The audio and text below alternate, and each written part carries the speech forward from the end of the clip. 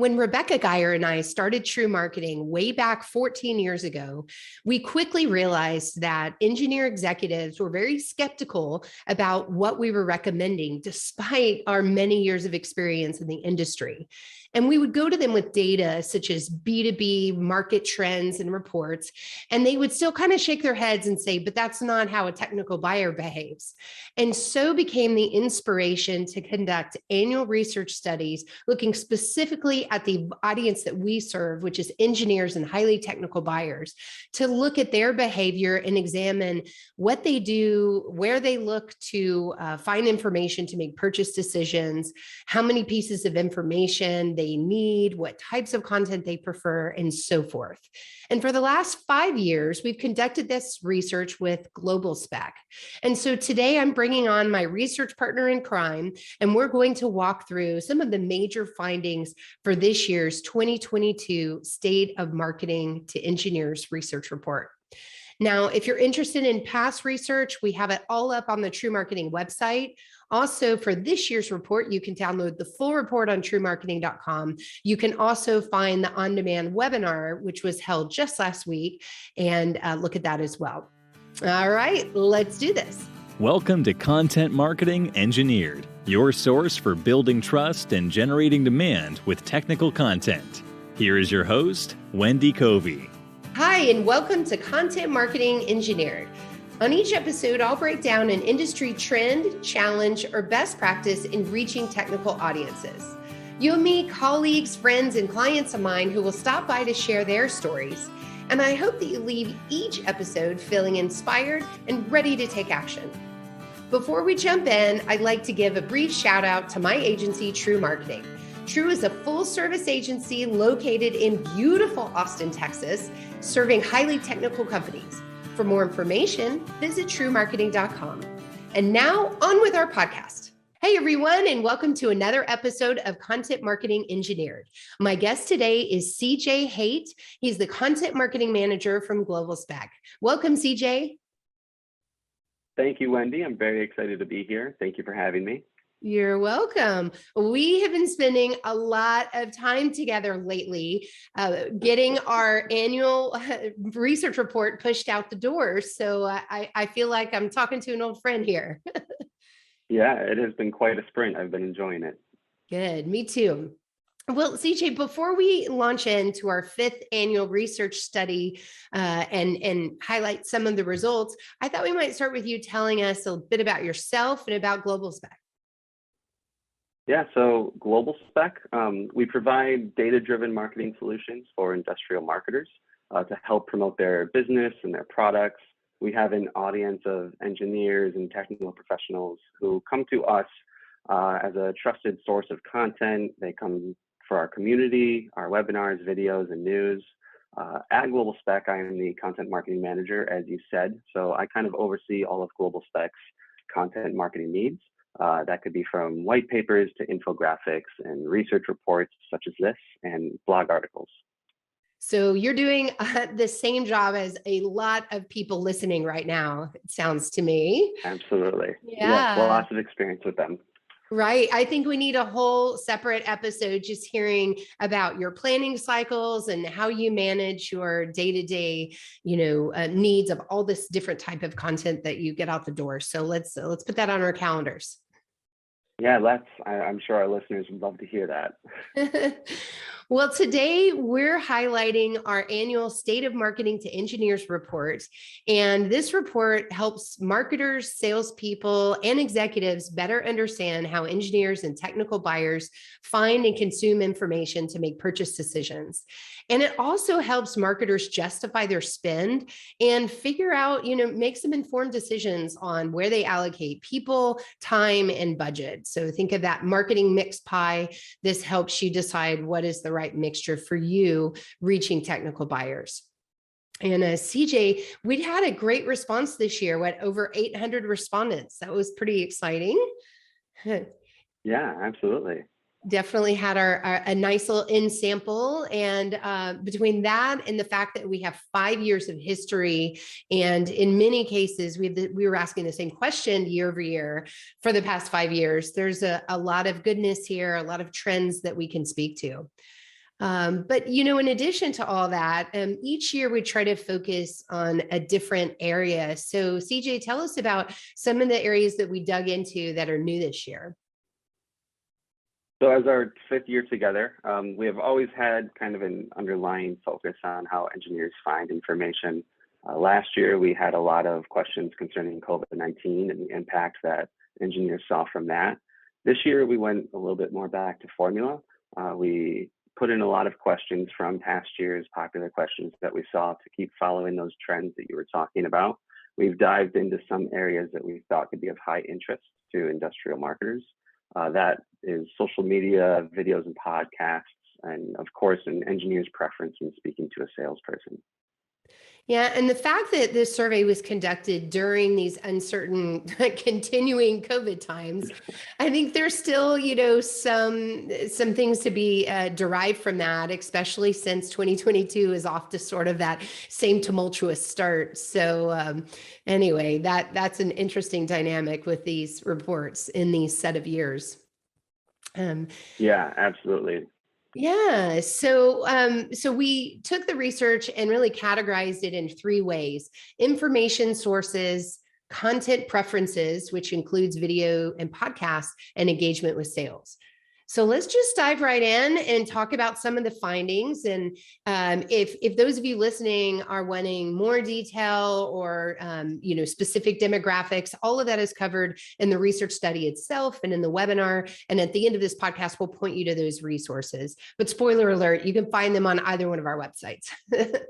So CJ, fundamental question, we always have to ask this: where do engineers turn to find information to make a purchase decision? What sources do they turn to? So similar to what we saw last year, where engineers turned to find information after industry conferences and trade shows were canceled, about 69% of engineers this year said that they go directly to the source, meaning that they're going to the supplier or the vendor websites. They'll check online trade publications, and they'll look through publication emails and newsletters. Yeah. We also found industry groups and association groups were popular for information sources as well. I'm glad you brought that up, because we hadn't included associations in that chart in the past. So that was a new response option this year. And it was interesting to see how highly it was ranked. And I wasn't really surprised by that. I think it's a good one to keep in there. Boy, Absolutely. Those supplier vendor websites, though, I can't emphasize enough how important your website is. So if you need to dust it off, if it's going on 4 years, 5 years, you're probably not performing too well, and it might be time to give it a look. Yeah, make sure those are updated. That's very important, especially heading into a new year. Yeah, and Google changed their algorithm this past year and really focused on the mechanics of the website. So things like load time, responsiveness. So if you're not aware of that, we have a podcast a while back that you can go look up and just run your website through one of the website graders to see where you're doing well and where it might be failing. So that would be good advice. So those are information sources. And then what about social? This is always a controversial topic. Yeah. So YouTube, LinkedIn, and GitHub were our top 3 platforms that engineers found valuable, with both YouTube and LinkedIn taking the majority lead. In fact, we found that only 12% of respondents considered YouTube to have little to no value. So that's quite a few people engineers who love going onto YouTube. Mm-hmm. And what was also interesting, similar to what you were just saying, this was the first year that we included GitHub, and that took third place. So that it'll be interesting to see where the growth is for that in the next few years as well. Yeah. What I love about these findings are the surprise that people have about what's least favored. Yes. And? So what we saw for least favored was Reddit, Instagram, and Clubhouse. They were ranked lowest on our list. I think it's important to note that over half of the respondents marked these 3 platforms as not applicable to them. Yeah. However, we saw the same thing with GitHub, even though that took the 3rd place spot. Now, a lot of people are spending quite a bit of resources on Twitter and Facebook. What would you say to them based on these findings? I would say Twitter and Facebook are definitely going to be important in terms of advertising. Obviously, you're going to want to get on YouTube and LinkedIn. Those will be the two places that engineers are going to find themselves, especially during the day, during work hours, looking for work-related videos. But Facebook and Twitter are also just, they're such high on social media platforms that I would suggest putting some budget into advertising on there. Okay. All right. That I every year I look at this and say, wow, the Twitter just really surprises me on its lack of popularity compared to how much investment marketers make in that platform at the expense of LinkedIn. And I feel like the past year or two, that's really shifted and people are spending more time on LinkedIn and then YouTube, gosh, it's like its own little animal. So when we get to video, we'll look at that in more detail. Yeah, of course. Yeah. Okay. Another interesting thing we're seeing this year is a trend, actually a 2 or 3 year trend regarding e-newsletter subscriptions. Yeah, so I actually find this one very interesting. If we go back and compare some of our numbers from previous years, we're seeing a trend of engineers subscribing to less newsletters. So for example, in 2019, 2020, and 2021, we saw a small but steady increase in engineers subscribing to 6 or more newsletters. In 2022, we saw that number drop to less than it was before 2019. And another example is engineers subscribing to 3 to 5 newsletters. That's kind of been dropping year over year. So in 2020, we saw 47% say that they were subscribing to 3 to 5. In 2022, we're now seeing about 39%. Where we have seen a little bit of an increase, though, is in 1 to 2 newsletter subscriptions, which I did find interesting. That jumped up in 2022. Mm-hmm. So it sounds like maybe people are getting fed up with their inboxes being overwhelmed. And we're seeing this with TREW Marketing clients and with our own marketing. And we're calling it the COVID email effect, if you will. I think that when trade shows canceled, when sales couldn't go out to visit, everyone was turning to email a little too often. And people are getting fed up. They're getting more particular about what they're allowing to come through. What are you seeing on your side at GlobalSpec? Yep, we are seeing something similar. So in another research report that we do, the manufacturing content marketing research report, where we survey industrial marketers specifically, a lot of them have marked that they've found a lot of success in email marketing throughout the pandemic, because that's, of course, where they would mostly turn to once in-person events were canceled. Mm-hmm. I would imagine that may have caused some sort of fatigue with engineers and overcrowding their emails, and now maybe they might be drawing back on subscriptions. I don't believe that they are done with email by any means. I think engineers will keep going to email to find information, but they might be a little bit more picky in terms of what they're subscribing to. Yeah. And you know what? That is a good reminder to marketers to be very strategic about your subject line and the types of information you're including here. Because if you're putting in fluff, you're going to be one of those that drop out of their mix, right? So, Yeah, yeah, yeah, and how often you're sending emails as well. Don't absolutely. be overcrowding their emails with your own content. Make sure you're sending them what they want to see. Yeah, great reminder. Well, let's turn to video now. So video, as we have seen each year, it's a key information source with 96% of engineers watching weekly. So, basically what I get from that is you need to be doing video, period. You can't just ignore it or think, oh, maybe if I could get to it. Between the YouTube finding and video finding, it's pretty much a slam dunk. Would you agree, CJ? Yeah, absolutely.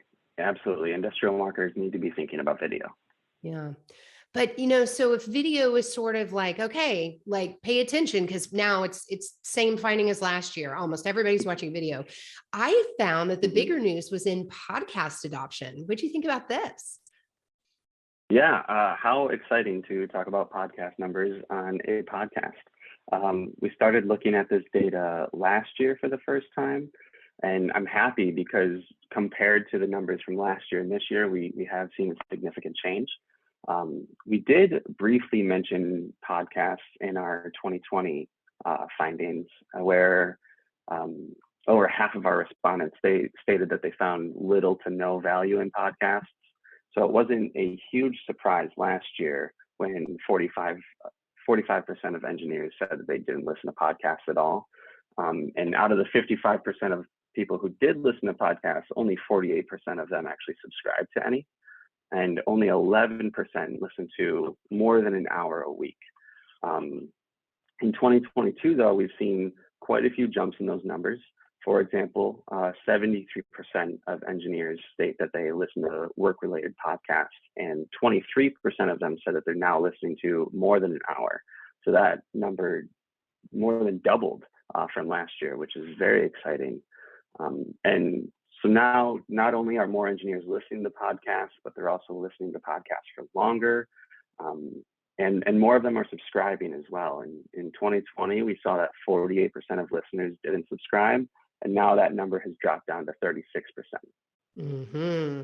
Here we go. The growth of podcasts. So maybe people are spending less time on email and more time listening. So maybe people who are doing monthly e-newsletters need to think about changing things up and considering podcasts. What a great idea. Yeah, right.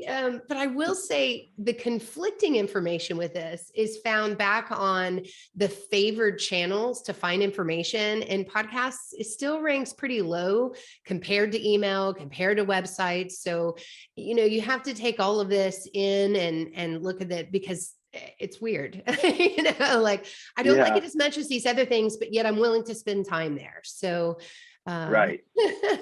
It is a growing trend. So it'll be very interesting to see where podcasts sit on that list 2 to 3 years from now, if it's grown up and become more of a topic that engineers are flacking to, or if it's still something that they enjoy, but not something that they're constantly seeking out. Right. Well, I'm here to tell you that hosting a podcast takes a lot of work. So for someone thinking about doing this, a nice way to dip your toe in is to be a guest on somebody else's podcast like you're doing, CJ. You had it pretty easy compared to all the things that we're going to do to produce this one episode. So so anyway, just to hint out there to those that aren't ready to go in, dive headfirst into it. Yeah. Okay, well, every year we absolutely have to include a question about gated content. And this is because, engineer executives are so skeptical about this, as are quite a few marketers in the industry. So CJ, will engineers fill out a form in exchange for information? Yes, they will. I'm happy to say yes. 83% of engineers stated that they would be willing to fill out a form for in exchange for technical information and content. With over 30% of respondents saying that they would also with over 30% of respondents saying that they'd fill out a form for white papers, CAD drawings, and webinars, which is interesting because comparing this data to last year, webinars were ranked 5th, and so now they've jumped up to 3rd. But the percentage in terms of the scale actually hasn't changed. It's still sitting at 30%. So rather than seeing a jump in webinars, we've actually seen a decrease in in-depth case studies, falling from 40% down to 29%. So we know that case studies are still an important tool, an important type of content, but the finding might be, maybe this shouldn't be behind a form so much. Yeah, exactly. Okay, all right. Well, let's switch gears now and talk about buyers interacting with salespeople. And this was fun. We added some new questions this year, and I really have enjoyed just reading people's responses and getting a gauge on how they prefer to interact. So one of the things we asked about was exactly that. How do you want to interact with salespeople? Where are you in the buyer's journey, and what does that interaction look like? So what did we discover? So we saw that 51% of engineers say that they prefer to research online, knowing that there's a salesperson available to assist them if needed, but not necessarily constantly reaching out to them, which doesn't feel like too much of a surprise, just because we have seen that trend kind of continue for several years, where engineers want to do most of their research online on their own, and then they'll reach out to a sales rep when they're ready. Yeah, I always wonder as, as the baby boomers retire and we have a big population of millennials that are getting into decision making and specifying roles, if we wouldn't see a trend where, let's say the less experienced folks want a technical salesperson to partner with them earlier in the buyer's journey. So I think it's good that we're checking in on this and looking at it by age.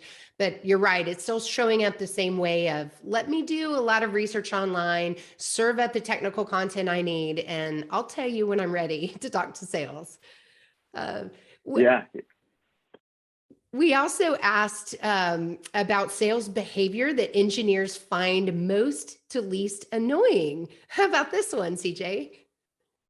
Yeah, the 3 behaviors that engineers marked as feeling the most frustrated or the most annoyed with is, like you said, a lack of technical expertise. That was the number 1. The second was poor responsiveness, and the third being contacted too often. So definitely an engineer is going to want someone who is very technical and has quite a bit of knowledge, especially of the products that they're talking about, will respond quickly, and isn't going to reach out to the engineer too often and kind of bug them too much. Yeah, I don't like being hounded by salespeople either. So I can identify with this. Absolutely. And speaking from experience, I know what it's like to go into a store and have done some research and talk to someone who seems to have not done nearly as much research on the own product that they're selling. So I can understand that as well. Yeah, I think that has some implication for companies that are looking to cut corners and hire sales prospectors that are out there doing cold calling and making those first phone calls, but have absolutely zero technical background. That might be hurting you more than helping. So definitely Yeah. examining that and thinking about the trade-offs between that and having someone with true technical expertise at the other end of the line. Yeah, that's a great point, Wendy. Well, finally, one more question that I'd like us to highlight. For those working on company positioning and messaging, they should listen up here. We asked what were the most influential factors in the overall decision-making process? And some of the answers were kind of surprising. So what we saw here was technical expertise being number 1 as well. And responsiveness and customer service being number 2. So maybe not reaching out to the engineer too often, but definitely being able to respond whenever they reach out to you. And number 3, what we saw was innovative technology. Yeah. And then at the very end of the list, or towards the end, was values and social responsibility and awards. And so, as a company, as an agency, we often help companies with their messaging and how they differentiate. And often, company values, some companies want their values, their social responsibility to dominate their messaging. And this tells me if they do that at the cost of talking about their technical expertise, they may have a missed opportunity here and may not make it, to that shorter cut. So be careful about where you sprinkle that in. We're not saying it's not important. It's just, the order of importance, really, technical expertise being the top, and how you treat your customers, how you respond to them, as you mentioned. Yeah, I think we are just so used to seeing that in other spaces where people do care about awards and if you're environmentally conscious. But engineers, they clearly care about the technicalities and how the expertise that the salesperson has that they're speaking to, more than those other areas. Yeah, and you could see if you're trying to solve a complex challenge and or something that's very critical, that may impact someone's livelihood, you could see where that technical expertise needs to come in first over, oh, this company also does a lot of greater good for the environment. So not that it's not important, Yes. Yeah. Well, good. Well, Right. I think this is an excellent teaser. Obviously, we're not taking the time today to dive into every finding in the report, but where can our listeners go to learn more about GlobalSpec and plug into your community and get their hands on these research findings? Yeah, so going over to globalspec.com/advertising, you'll be able to find just about all of the content that we produce. We also have a blog called marketingmaven.globalspec.com. You'll also be able to find that on the advertising site, but you'll be able to find more content and blog posts that are all targeting for industrial marketers. Yeah. And what about if people want to connect with you personally, CJ? With me personally, you can find me on LinkedIn by linkedin.com/Christian J. Haight.